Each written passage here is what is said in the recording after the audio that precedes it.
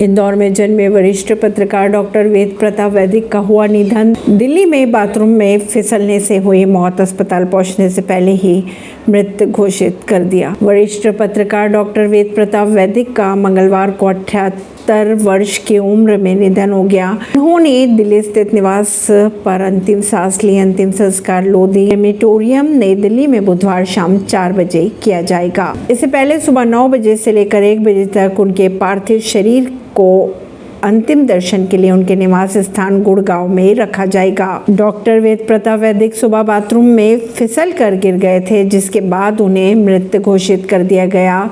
अस्पताल ले जाने से पहले ही उन्होंने अपनी अंतिम सांस ले ली थी। कहा जा रहा है कि संभवतः हार्ट अटैक के चलते उनकी मौत हुई है। डॉक्टर वैदिक के परिवार में एक बेटा और एक बेटी है। डॉक्टर वेद प्रताप वैदिक ने 1958 में अपनी पत्रकारिता की शुरुआत की थी। उन्होंने अपनी PhD के शोध कार्य के दौरान न्यूयॉर्क के कोलंबिया यूनिवर्सिटी, मॉस्को के नरोदोआजी, लंदन के school of oriental and African study और अफगानिस्तान के काबुल विश्वविद्यालय में अध्ययन और शोध भी किया।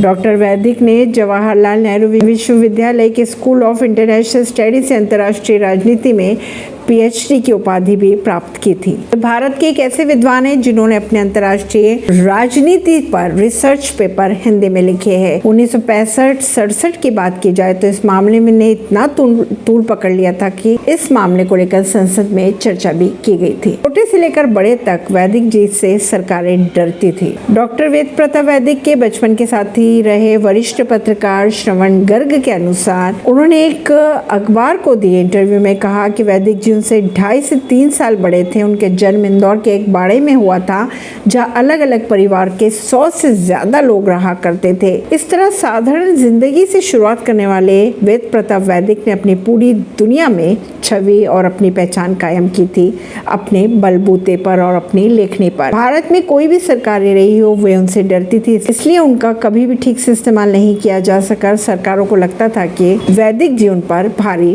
पड़ सकते हैं। अगर बात करें वेद प्रताप वैदिक के, तो उन्होंने हाफिज सईद का इंटरव्यू लिया था। जो आतंकी हाफिज सईद के इंटरव्यू को लेकर वे पूरी दुनिया में चर्चा में आ गए थे। जनता से रिश्ता की तरफ से भावविहीन श्रद्धांजलि।